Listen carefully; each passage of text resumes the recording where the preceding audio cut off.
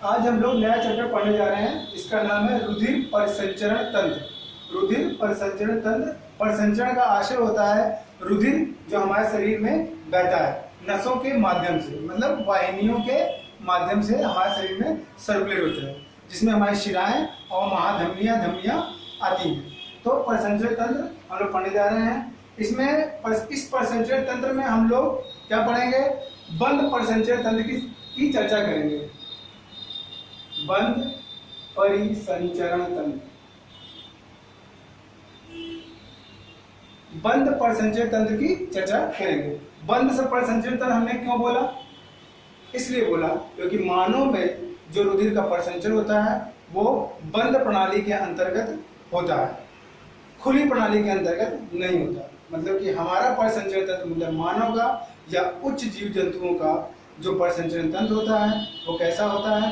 बंद परिसंचरण तंत्र होता है, ना कि खुला परिसंचरण तंत्र। खुला परिसंचरण तंत्र का आशय क्या है कि ये जो खुला परिसंचरण होता है उसमें वाहिनियां नहीं पाई जाती हैं, नसें नहीं पाई जाती हैं, मतलब नसों में ब्लड सर्कुलेट नहीं होता है। उसका आशय होता है बंद खुला परिसंचरण। नसों में अगर सर्कुलेट नहीं हो रहा है ब्लड तो उसका मतलब है खुला परिसंचरण। ऐसा परिसंचरण तंत्र जहां रुधिर जो होता है वाहिनियों में फ्लो नहीं होता है वो खुला परिसंचरण तंत्र कहलाता है। उदाहरण के तौर पर देखेंगे कहां पर ऐसा देखने को मिलता है खुला परिसंचरण तंत्र, तो वो हमारे जो कीट पतंग होते हैं, आर्थ्रोपोडा संघ के जो जीव होते हैं या निम्न कोटि के जो जीव होते हैं उनमें खुला परिसंचरण तंत्र पाया जाता है। अर्थात कि जो हमारे अंग होंगे, जो मतलब कि निम्न कोटि के जीव जंतुओं के जो अंग होंगे वो कहाँ पर होंगे? वहां पर नसें नहीं पाई जाएंगी, वाहिनियां नहीं पाएंगी। अंग जो होंगे ऐसे ही तरल पदार्थ में डूबे हुए होते हैं, मगर मानवों में ऐसा नहीं होता है या उच्च जीव जंतुओं में ऐसा नहीं होता है। अब आइए, तो आपको क्लियर हो गया। बंद परिसंचरण तंत्र जब भी चर्चा करेंगे, हम लोग इसकी बात करेंगे, तब भी हम लोग कहेंगे मानव या उच्च कोटि के जीव जंतु। और जब खुला परिसंचरण तंत्र की बात करेंगे तो निम्न कोटि के जीव जंतु आएंगे उसमें। आर्थ्रोपोडा संघ सबसे बड़ा संघ है, तो आर्थ्रोपोडा संघ एग्जाम्पल के तौर पर हम इसे अपने दिमाग में बैठा सकते हैं। अब आइए, परिसंचरण तंत्र में पहले तो ये जाने कि परिसंचरण तंत्र के हिस्से क्या क्या होते हैं, कौन परिसंचरण तंत्र को सुचारू रूप से चलाता है, उसके अवयव क्या होते हैं। तो अवयव क्या है, मतलब कह सकते हैं उसके अंग क्या है जिसकी मदद से हमारा पूरा परिसंचरण तंत्र क्या होता है? रेगुलेट होता है, जारी रहता है। तो देखें, तो अवयव क्या क्या है? रुधिर है। रुधिर तो क्योंकि रुधिर परिसंचरण हम लोग पढ़ रहे हैं तो रुधिर उसका मेन पार्ट हो गया। उसके बाद हृदय है, उसके बाद रुधिर वाहिनियां हैं और उसके बाद लसिका है। तो ये हमारे चार अवयव हो गए हैं, चार अंग हो सकते हैं जिसके द्वारा हमारा रुधिर परिसंचरण तंत्र सर्कुलेट होता है। तो हम इसके बारे में थोड़ी इसके बारे में डेफिनेशन जान लें इसकी कि इसका आशय क्या होता है। उसके बाद हम लोग रुधिर संरचना के बारे में पढ़ते हैं। तो रुधिर क्या होता है? यहाँ जानिए रुधिर क्या होता है। रुधिर एक प्रकार का क्या है? संयोजी उत्तक है। पहला नंबर क्या है? संयोजी उत्तक। अब हम लोगों ने इसे संयोजी उत्तक कह रहे हैं। हम लोग उत्तक हमारे शरीर में बहुत प्रकार के होते हैं, उसमें रुधिर भी क्या है? एक प्रकार का क्या है? उत्तक है। तो उत्तक कैसा उत्तक है? पहला नंबर रुधिर कैसा उत्तक है? तो आप कहेंगे कैसा उत्तक है? संयोजी उत्तक है, मतलब कि मिला हुआ, जुड़ा हुआ संयोजी उत्तक। अब उत्तकों का निर्माण यहाँ पे भी जान लीजिए, उत्तक होता क्या है, उत्तक कैसे बनते हैं। ठीक है, तो उत्तक कैसे बनते हैं? उत्तक हमारे कोशिकाओं से मिलकर बने होते हैं।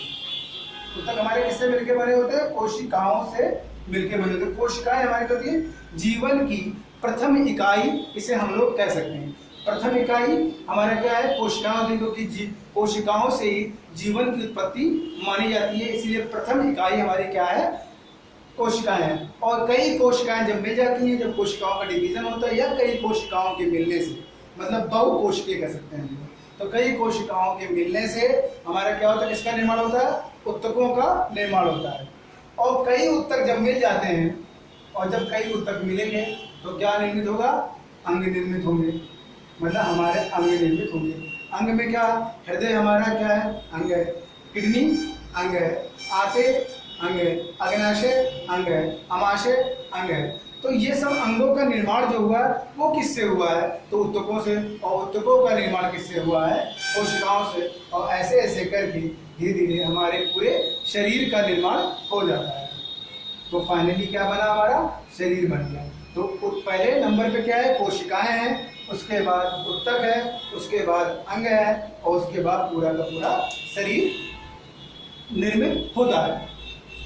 तो अब यहाँ पे हमने कहा रुधिर क्या है? तो रुधिर आपने कह दिया संयोजी ऊतक है। अब ऊतकों के प्रकार होते हैं, जैसे एपिथेलियम ऊतक हो गया, संयोजी ऊतक हो गया, तंत्रिका ऊतक हो गया। तंत्रिका ऊतक मतलब कि तंत्रिकाओं का निर्माण करे, मतलब हमारे मस्तिष्क में जो न्यूरॉन पाए जाते हैं वो तंत्रिका ऊतकों के बने होते हैं। वैसे एपिथेलियम ऊतक होता है, और वैसे ही क्या होता है? संयोजी ऊतक। संयोजी ऊतक में एक उदाहरण और हम यहाँ समझ सकते हैं, जैसे हमारा हड्डी।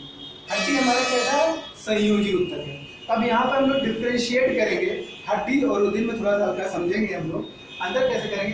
दोनों ही संयोजी ऊतक है, लेकिन इसमें भी प्रकार हो जाएगा। कैसा? हड्डी जो है कठोर होती है। कैसी होती है?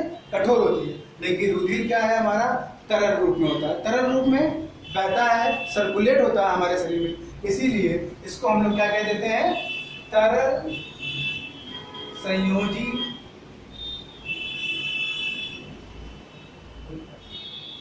तरल संयोजी ऊतक इसे हम लोग कहते हैं। तो संयोजी ऊतक कनेक्टिंग टिश्यू, और कैसा है? लिक्विड फॉर्म में, इसे लोग बोले तरल संयोजी ऊतक। तो रुधिर हो गया। और रुधिर में क्या होता है? बहुत सारे पदार्थ पाए जाते हैं, वृद्ध पदार्थ होते हैं, कार्बोहाइड्रेट होते हैं, प्रोटीन होते हैं, विटामिन होते हैं, और कई गैसों का क्या होता है? मिश्रण भी इसमें सम्मिलित होता है। तो रुधिर को हम लोग फिर रुधिर संरचना में पढ़ेंगे। अब आइए हृदय। हृदय का भी बहुत ही इंपॉर्टेंट होता है, क्योंकि जो पूरी बॉडी में हमारी रुधिर संचरित हो रही है, सर्कुलेट हो रही है, वो उसका मुख्य कारण हमारा क्या है? हृदय है। हृदय के माध्यम से ही हमारा क्या होता है? ब्लड पूरे शरीर में सर्कुलेट होता है। इसका काम क्या है? तो पंप करना होता है, पंपिंग का कार्य करता है। ये पंप करता है पूरे शरीर में, पूरे बॉडी में क्या होता है? सर्कुलेट करता है। अब यहाँ पे आपको एक कंफ्यूजन हो सकता है। कंफ्यूजन क्या है कि हृदय तो पंप का कार्य कर रहा है, तो क्या हृदय हमारा रक्त को शुद्ध करता है? लोगों में ये कंफ्यूजन रहता है कि हृदय हमारा रक्त क्या होता है? शुद्ध करता है, लेकिन शुद्ध नहीं करता है। रुधिर को शुद्ध करने का काम हृदय का नहीं होता है, ये हम लोग दिमाग में रखेंगे। रुधिर को शुद्ध करने का कारण फेफड़े का होता है, क्योंकि फेफड़े में ही क्या होती है? हमारी ऑक्सीजन और कार्बन डाइऑक्साइड एक्सचेंज होती है आपस में। तो जब रुधिर ऑक्सीजन के साथ होता है, ऑक्सीजन के साथ मिली होती है, तो वो शुद्ध रुधिर कहलाता है। और जब कार्बन डाइऑक्साइड उससे अटैच होता है रुधिर से, तो वो अशुद्ध रुधिर कहलाता है। तो हृदय सिर्फ और सिर्फ पंपिंग का कार्य करता है, सर्कुलेट करने का कार्य करता है, शिराओं के माध्यम से और धमनियों के माध्यम से करता है। पूरा क्लियर हो गया यहाँ पर कि हृदय कार्य शुद्ध करना नहीं होता है, सिर्फ पंपिंग का कार्य होता है। शुद्ध करने का काम सिर्फ और सिर्फ फेफड़ा करेगा। फिर आइए रुधिर वाहिनी। रुधिर वाहिनियाँ क्या होती हैं? सभी रुधिर वाहिनियों का आशय ये है कि रुधिर का बहना, मतलब रुधिर वाहिनियों के माध्यम से रुधिर क्या होती है? सर्कुलेट होती है, उसके अंदर से होकर गुजरती है, हमारे विभिन्न अंगों तक ये रुधिर वाहिनियाँ जाती हैं। अब ये रुधिर वाहिनियाँ विभिन्न प्रकार में जाएंगी। वो विभिन्न प्रकार क्या है? वो धमनी हो सकती हैं और या शिरा हो सकती हैं। तो ये हम लोग नेक्स्ट पार्ट में पढ़ेंगे कि शिराएं जो होती हैं और जो धमनियां जो होती हैं उनका कार्य क्या होता है, कौन शुद्ध रक्त को ले जाता है और कौन अशुद्ध रक्त को ले जाता है। उसके बाद आइए लसिका।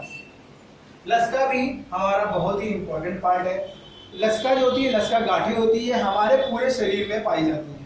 पहला नंबर, पूरे शरीर में हमारी लसिका गांठें पाई जाती हैं, सिर्फ 2 जगहों को छोड़कर। 2 जगह ऐसी होती है हमारे शरीर में जहाँ पर लसिका गांठें नहीं पाई जाती हैं। तो वो कौन सी हैं? मस्तिष्क और मेरुरज्जु। मस्तिष्क और मेरुरज्जु में ये लसिका गांठें नहीं पाई जाती हैं, मतलब कि स्पाइनल कॉर्ड और ब्रेन में लसिका गांठें नहीं पाई जाती हैं। इसका कार्य क्या होता है? बिल्कुल WBC की तरह ही होता है। तो ये क्या करेंगी? जीवाणुओं से लड़ने का कार्य करेंगी और रोगाणुओं से लड़ने का काम करेगी। हमारी प्रतिरक्षा तंत्र को क्या करती हैं? ये मजबूत करती हैं। क्लियर हो गया? तो लसिका बिल्कुल WBC की तरह कार्य करता है। लसिका गांठें हमारे पूरे शरीर में पाई जाती हैं। कहाँ नहीं पाई जाती हैं? तो मस्तिष्क और स्पाइनल कॉर्ड, मतलब ब्रेन और स्पाइनल कॉर्ड में नहीं पाई जाती हैं। अब आइए, ये तो सबकी डिफिनेशन हो गई, सबके बारे में आपने पूरा जान लिया, तो आपको समझने में आसानी होगी। प्रसंचन तंत्र, रुधिर संरचना को समझने में आपको आसानी होगी।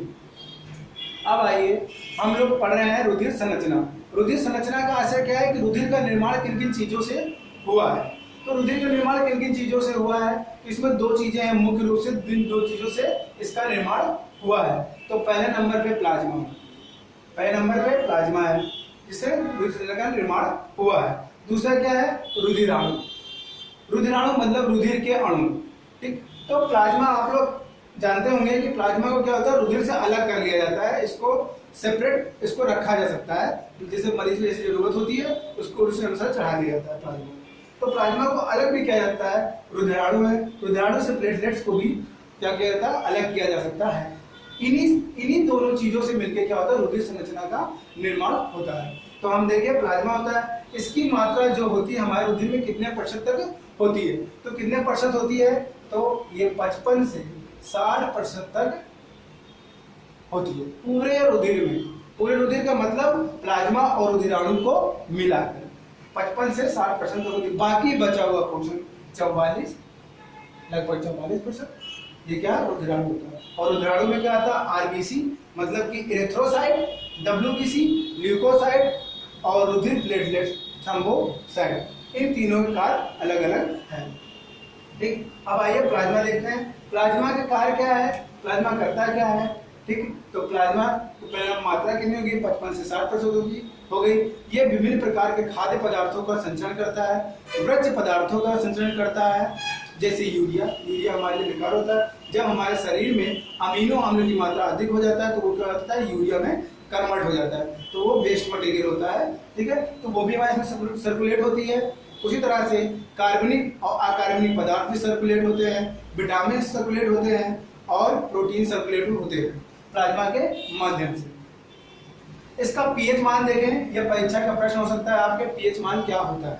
तो पीएच मान है, तब यहाँ से ध्यान दीजिए आप लोग, यहाँ पर पीएच मान से हम यहाँ पता कर सकते हैं कि रुधिर की पीएच मान कितना होता है या रुधिर की प्रकृति कैसी होती है। तो रुधिर का पीएच मान कितना है, 7.35 से लेकर 7.45 तक। इसका मतलब यह है कि इसका पीएच मान 7 से ऊपर है, अर्थात ये अम्लीय नहीं है, ये कैसा है, क्षारीय। मतलब अगर 7 है तो पीएच मान यदि 7 है तो इसका मतलब है कि हमारा जो रुधिर है वो उदासीन हो जाएगा, लेकिन उदासीन नहीं है, ऐसी प्रकृति का क्षारीय। 7 का मतलब उदासीन, 7 से नीचे अम्लीय और 7 से ऊपर क्षारीय होगा। तो जब पीएच मान इसका 7.35 से 7.45 है तो प्लाज्मा हमारा क्षारीय, इसका मतलब पूरा का पूरा रुधिर हमारा कैसा है, क्षारीय। अब आइए रुधिराणु में हमारा आरबीसी है, जिसे हम लोग इसका साइंटिफिक नेम है इरिथ्रोसाइट, डब्ल्यूबीसी का साइंटिफिक नेम है ल्यूकोसाइट, रुधिर प्लेटलेट्स मतलब प्लेटलेट्स का साइंटिफिक नेम है थ्रोम्बोसाइट्स। इनका कार्य देखें, इनकी संरचना देखते हैं, इनका आकार कैसा होता है। तो आरबीसी जो है हमारा, इसका आकार कैसा होता है, उभय अवतल होता है, उभय अवतल होता है। उभय अवतल का आशय होता है कि ये दोनों तरफ से बीच में दबी हुई होती है। उभय अवतल मतलब अवतल शेप, अवतल लेंस उत्तल लेंस हम लोग पढ़ते हैं, बीच में दो तरफ से दबा हुआ और किनारे किनारे उठा हुआ होता है। कुछ इस तरह से इसका स्ट्रक्चर बनता है। अब ये है 2D मॉडल, ठीक है। इसको अगर हम लोग 3D में देखेंगे तो इस तरह से कुछ गोल सा होगा और बीच में सेंटर में दबा होगा, दोनों तरफ से क्या होता है, ये दबा रहता है, तो वह अवतल शेप का होता है। अब इसका हम लोग देखें कि इसमें केंद्रक पाया जाता है या नहीं। बहुत इंपॉर्टेंट प्रश्न हो सकता है ये आपकी परीक्षा का, कि इसमें केंद्रक पाया जाता है कि नहीं। तो आप क्या कहेंगे, इसमें केंद्रक नहीं पाया जाता, इसमें केंद्रक नहीं पाया जाता। अब ये केंद्रक कहाँ से आ गई, तो केंद्रक क्या है, केंद्रक कोशिका का क्या होता है, कोशिकांग होता है, जिसे कोशिका का अंग कहते हैं। और कोशिका मैं बता चुका हूँ, कोशिका क्या होता है, कोशिका से मिलकर ऊतकों का निर्माण होता है। कोशिका क्या होती है, प्रथम इकाई होती है जीवन की, जिसमें क्या होता है, केंद्रक उपस्थित होता है। जब कोशिका का डिवीजन होता है तो केंद्रक का भी डिवीजन होता है। तो इसमें केंद्रक उपस्थित नहीं होता है, ये हम जानेंगे। लेकिन कुछ जीव जंतु या कुछ प्रजातियां ऐसी होती हैं जिसमें केंद्रक उपस्थित होता है जिनके अंदर आरबीसी हो। ठीक है, तो आरबीसी के अंदर केंद्रक नहीं है, तो ये कहाँ की बात कर रहा हूँ? तो ये कहाँ की बात कर रहा हूँ? ये मानवों की बात कर रहा हूँ या अन्य उच्च कोटि जीवों की बात कर रहा हूँ। लेकिन कुछ जीव जंतु ऐसे या कुछ प्रजातियां ऐसी जिनमें केंद्रक नहीं होता है, जैसे जैसे ऊंट हो गया और लामा। ठीक है, ऊंट और लामा क्या होते हैं? दोनों ही एक ही प्रकार की प्रजाति है। ऊंट की प्रजाति लामा भी होती है। ठीक है, ये चिली के मरुस्थलों में पाई जाती है। लामा जो होता है चिली के मरुस्थल में पाया जाता है। ठीक है, इनके केंद्रक मतलब इनके आरबीसी के केंद्रक में हमारा केंद्र आरबीसी के केंद्र उपस्थित नहीं होता। आरबीसी में केंद्र बिल्कुल उपस्थित नहीं होता। उनको लामा छोड़ दिया जाए तो क्या होता है? किसी में उपस्थित नहीं होता है। तो मानवों में उपस्थित या अन्य उच्च कोटि के जीवों में आरबीसी में केंद्र उपस्थित नहीं।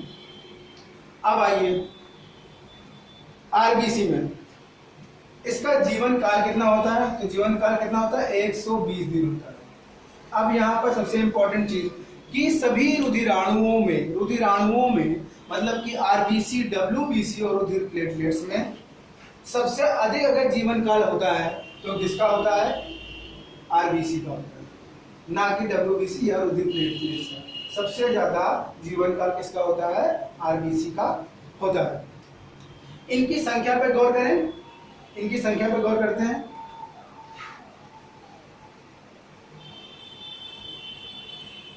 आरबीसी की संख्या पे गौर कर रहे हैं तो ये प्रति घन मिलीलीटर होती हैं। प्रति घन मिलीलीटर कितनी है? तो 40 से 50 लाख, 40 से 50 लाख प्रति घन मिलीलीटर, मतलब एक घन मिलीलीटर में 40 से 50 लाख आरबीसी की मात्रा होती है, जो कि 120 लगभग 120 दिन तक जीवित रहती है। अब आइए इनका कार्य देख लें। तो कार्य क्या है? हम लोग बचपन से पढ़ रहे हैं। आरबीसी में क्या होता है? लौह तत्व पाया जाता है, और लौह तत्व पाया जाता है जो कि हमारा हीमोग्लोबिन का मुख्य घटक होता है। लौह तत्व जो पाया जाता है आरबीसी में, ये किसका घटक होता है? मुख्य घटक। आरबीसी का क्या है? मुख्य घटक है, यानी कि हीमोग्लोबिन का मुख्य घटक है। हीमो का मतलब, हीमो में एक वर्णक है और ग्लोबिन क्या है? प्रोटीन। ग्लोबिन क्या है? प्रोटीन। प्रोटीन हीमोवर्णक, ग्लोबिन प्रोटीन के मिलने से हीमोग्लोबिन कहा गया। तो इसमें लौह तत्व मुख्य घटक होता है। तो इसका कार्य क्या है? यह ऑक्सीजन और कार्बन डाइऑक्साइड क्या करता है? परिवहन। हमारा रुधिर जो है वो लाल इसीलिए होता ही है क्योंकि उसमें क्या होता है? हीमोवर्णक पाया जाता है, लौह तत्व पाया जाता है। हीमोवर्णक के कारण ही हमारा क्या होता है? रुधिर लाल होता है। और ऐसा कब होता है? जब इसमें ऑक्सीजन क्या हो जाती है? मिश्रित हो जाती है। ऑक्सीजन जब मिल जाती है तो हमारा रुधिर कैसा हो जाता है? लाल हो जाता है। ये भी इंपॉर्टेंट है। और तो इसका क्या हुआ? ऑक्सीजन और कार्बन डाइऑक्साइड क्या कर रहा है? ये परिवहन करता है। इंपॉर्टेंट। अब यहाँ पे हम लोग एक चीज और ध्यान दें कि आरबीसी का जन्म कहाँ हो रहा है।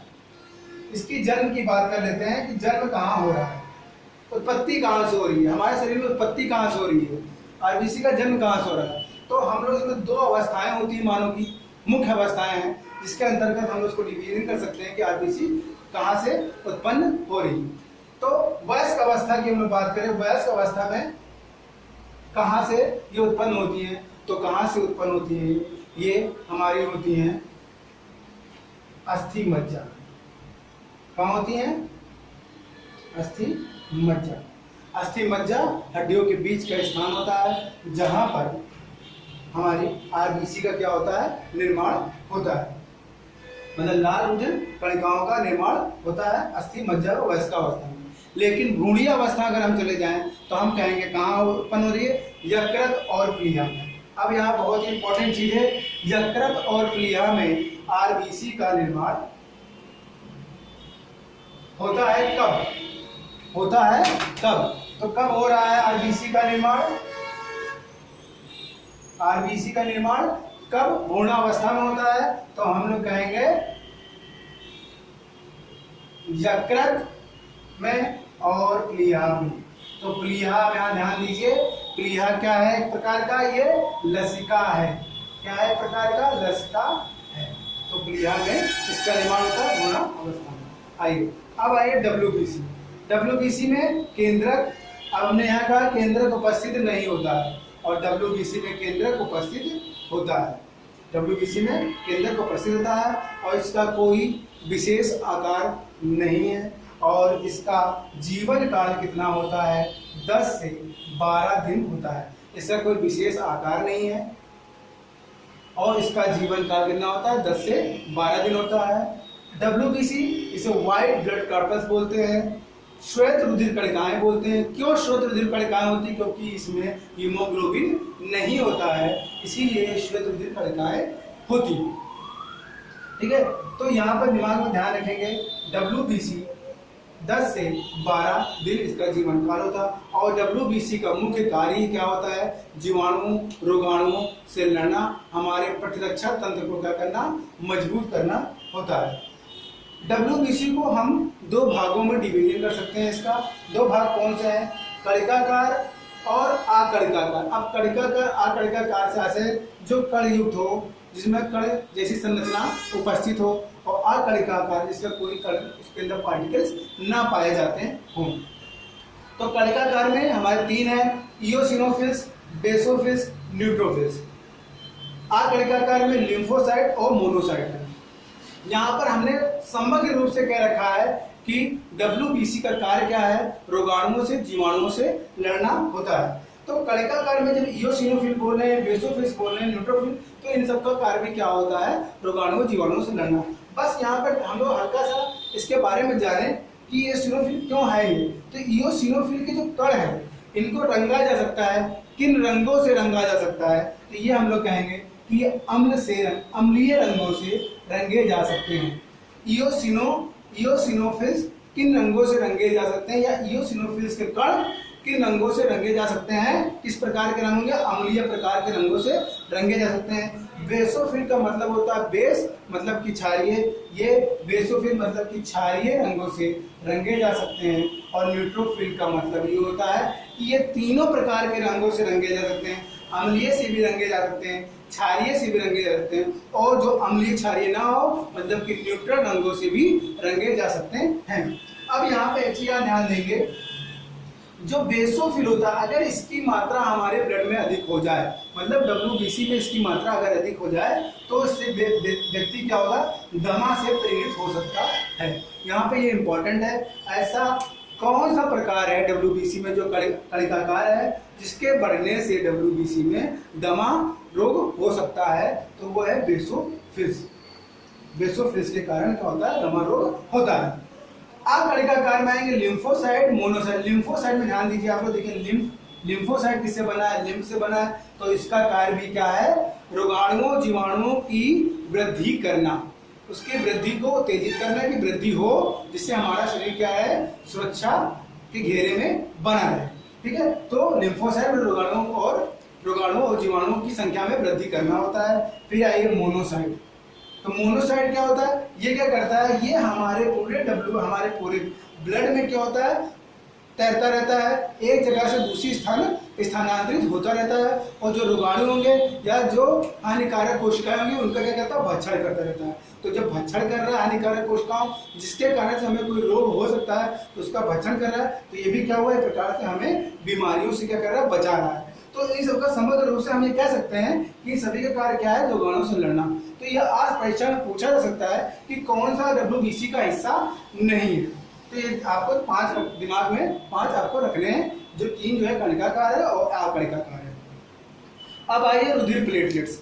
रुधिर प्लेटलेट्स जिसको हम साइंटिफिक में क्या बोलते हैं, थ्रोम्बोसाइट्स बोलते हैं। तो रुधिर प्लेटलेट्स का होता है, इसका निर्माण क्या होता है और इसका जीवन काल क्या होता है। तो इसका जीवन काल हम देख लें, 7 से 10 दिन इसका जीवन काल होता है। और इसकी उत्पत्ति कहां से हो रही है, अस्थि मज्जा से। और इनकी संख्या 3 लाख लगभग होती, 3 लाख लगभग इसकी संख्या होती है रुधिर प्लेटलेट्स की। अक्सर क्या होता है, जो मरीज होते हैं, जो डेंगू के मरीज होते हैं, उनमें प्लेटलेट्स की संख्या क्या होती है, कम होने लगती है ब्लड के अंदर। तो ये अलग से उनको प्लेटलेट्स दिया जाता है। तो ये वही प्लेटलेट्स है जिनकी संख्या कम होने से क्या होता है कि जो हमारा ब्लड का थक्का, जिसके कारण क्या होता है, जमता है। तो जब प्लेटलेट कमी हो, थक्का नहीं जमता है, तो क्या होता है, जब प्लेटलेट कम होता है तो हमारे स्किन पे लाल लाल चकत्ते बनने लगते हैं और नाक से खून आने लगता है। तो यही कारण होता है कि ब्लड क्या होता है, बाहर की तरफ आने लगता है, क्योंकि जो बाहर आने का थक्का जो जमता है, जो ये प्रोसेस होता है, वो प्रोसेस कंप्लीट नहीं होता है इसकी कमी के कारण, रुधिर प्लेटलेट्स की कमी के कारण। तो रुधिर प्लेटलेट का कार्य क्या है, हमारा रुधिर का थक्का जमाना। तो रक्त का थक्का बनाना। तो रुधिर का थक्का कौन बना रहा है, सबसे इंपॉर्टेंट चीज है। अगर रुधिर कणिकाओं में पूछा, रुधिराणुओं में पूछ रहा है आरबीसी, डब्ल्यूबीसी और रुधिर प्लेटलेट्स या थ्रोम्बोसाइट्स, तो अगर पूछा जाता है कि इसमें रुधिर का थक्का कौन जमा रहा है, तो रुधिर का थक्का कौन जमाता है, हमारा रुधिर प्लेटलेट्स हमारा रुधिर का थक्का जमाने के काम होता है। थक्का जम जाता है तो क्या होता है, ब्लड हमारा क्या होता है, बाहर नहीं निकलता है, या कटने पर ब्लड नहीं निकलता है। जैसे कि अगर हम तत्वों की बात करें तो जैसे कि कैल्शियम तत्वों में, प्रोटीन में क्या होगा, थ्रोम्बोसाइट्स, थ्रोम्बोसाइट क्या, प्लेटलेट्स हो गया, ठीक है। प्रोथ्रोम्बिन क्या है, प्रोटीन है हमारा, तो प्रोटीन, प्रोथ्रोम्बिन प्रोटीन है, तो वो भी हमारा थक्का जमाने में। विटामिन में विटामिन के थक्का। तो ये अगर तत्वों की बात करें तो कैल्शियम, विटामिन की बात करें तो विटामिन के, रक्त के किसी हिस्से की बात करें तो प्लेटलेट्स, और प्रोटीन की बात करें तो प्रोथ्रोम्बिन। तो इस तरह ये सब चीजें क्या होती, थक्का जमाने के काम आती है। नेक्स्ट हम लोग हृदय के बारे में पढ़ेंगे कि हृदय पंपिंग कैसे हो रही है, वाहिनियों के माध्यम से कैसे पंपिंग हो रही है, धमनियों के माध्यम से, शिराओं के माध्यम से कैसी हो रही है। That's all.